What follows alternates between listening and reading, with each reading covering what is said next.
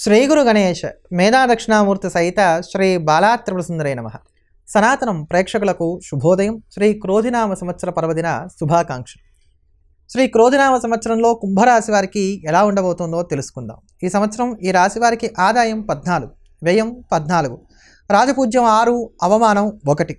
మే 1వ తేదీ నుండి సంవత్సరాంతం వరకు కూడా చతుర్థంలో గురుడు సంచారం చేస్తున్నాడు. అర్ధాష్టమ గురుదోషం ప్రారంభమవుతోంది. జన్మంలో శని సంచారం సంవత్సరం అంతా ఉంటుంది, అంటే ఏలినాటి శని ఉంది. ద్వితీయం అంటే ఏలినాటి శని సంచారం ఈ సంవత్సరం అంతా ఉంది. ద్వితీయంలోనూ అష్టమమందు రాహుకేతుల యొక్క సంచారం ఉంటుంది. రాహు ప్రతికూలంగా ఉన్నాడు. మే నెల నుంచి గురుబలం తగ్గుతోంది. ఏలినాటి శని ప్రభావం ఉండనే ఉంది. కనుక ఎట్లా చూసుకున్నా కూడా ఈ సంవత్సరం మీకు గ్రహగతులు కొంత ప్రతికూలంగానే ఉన్నాయి అని చెప్పుకోవాలి. కుజుడి యొక్క సంచారం కూడా కొంత దోషంగానే ఉంది.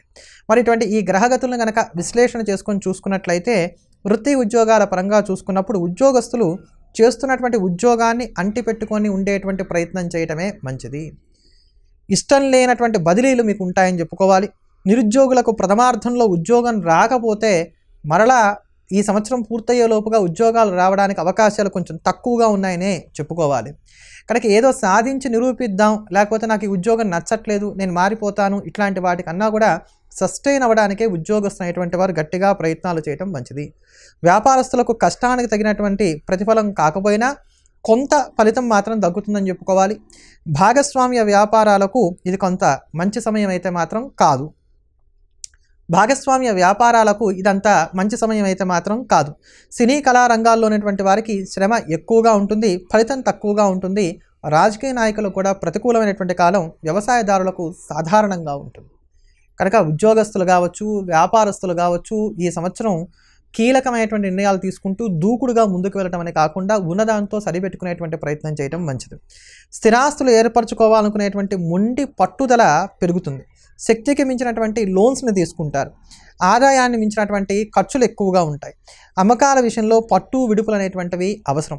ఆస్తి పంపకాలు కొంత ప్రతికూలంగా ఉంటాయి. కనుక ఈ సంవత్సరం ఆస్తి పంపకాల విషయంలోకి మీరు వెళ్లకుండా ఉండటమే మంచిది. కనుక ఈ ఆస్తుల విషయంలో జాగ్రత్తగా ఉండాలి. అంతేకాకుండా కొంతమందికి ఆస్తులు అమ్ముకోవాల్సినటువంటి అవసరాలు కూడా ఏర్పడవచ్చు. ముఖ్యంగా భూమి లాంటివి ఇక్కడ అమ్ముకోవడానికి అవకాశాలు ఎక్కువగా ఉన్నాయి. కనుక వీటి విషయంలో కూడా జాగ్రత్తగా ఉండాలి.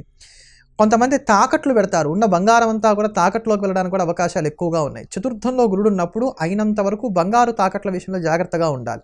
ఎందుకంటే ఒక్కసారి బంగారం తాకట్టు పెడితే చతుర్థంలో గురుడు ఉండగా వాటిని విడిపించడం అనేది కష్టంగా ఉంటుంది. వివాహాది శుభకార్య ప్రయత్నాలు పట్టుదలగా చేయవలసినటువంటి కాలం. వ్యక్తిగత జాతకాలలో అనుకూలతలు ఉంటే తప్ప ఈ వివాహాది ప్రయత్నాలు సానుకూలపడడానికి పెద్దగా అవకాశాలు లేవు. సంతాన విషయంలో కొంత బెంగ అనేటువంటిది ఏర్పడుతుంది.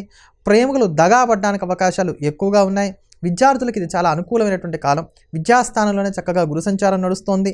పర్సంటేజెస్ తగ్గినా పెద్దగా ఇబ్బంది పడడానికి అవకాశాలు గోచరించట్లేదు. విదేశీ విద్యలు కూడా యోగిస్తాయని చెప్పుకోవాలి. పిహెచ్డీ వంటివి పూర్తి చేయడానికి అధికంగా శ్రమించవలసినటువంటి కాలం. పాత అనారోగ్యాలు ఏవైతే ఉన్నాయో ఇవి మళ్ళీ తిరిగి మేము ఉన్నాం అని పలకరించడానికి అవకాశాలు ఎక్కువగా ఉండేటువంటి కాలం.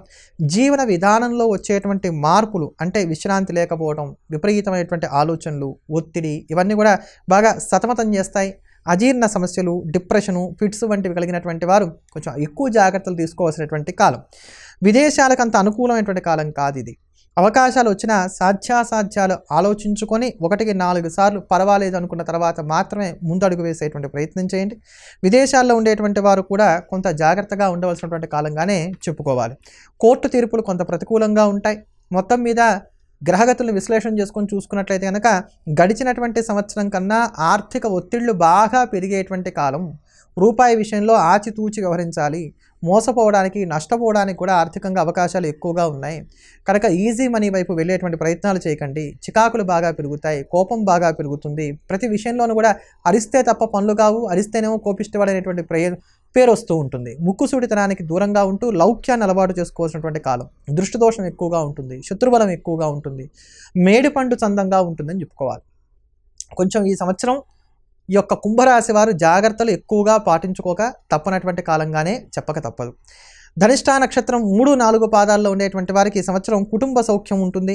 బంధుమిత్రులతో విందు వినోద యాత్రలకై ధన వ్యయాలు ఎక్కువగా ఉంటాయి. ఆకస్మిక ధన నష్టం కూడా ఉంటుంది. స్థానచలనానికి అవకాశాలు ఎక్కువగా ఉన్నాయి. సంఘంలో పేరు ప్రఖ్యాతలు ఏవైతే ఉన్నాయో ఇవి చక్కగా వృద్ధి చెందుతాయి. ఇక శతభిష నక్షత్రం వారికి ఈ సంవత్సరం స్థానచలనం ఉంటుంది, లేదా స్థాన మార్పులు ఉంటాయని చెప్పుకోవాలి. ఆరోగ్యభంగం ఉంటుంది, అలానే ఆకస్మిక ధన నష్టం ఉంటుంది. నూతన వస్తు వాహనాలను చక్కగా కొనుగోలు చేసుకోగలుగుతారు.